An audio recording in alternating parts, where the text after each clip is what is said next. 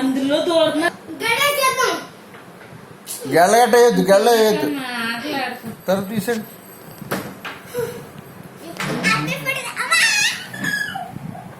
పదండి భోజనం చేద్దాం పదండి. విన్నారా? ఇది మొత్తం మా డాడీ అమ్మ చేసింది.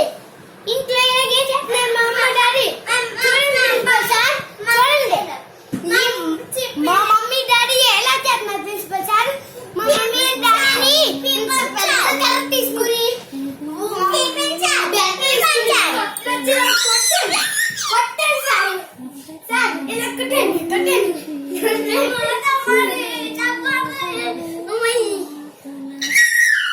పద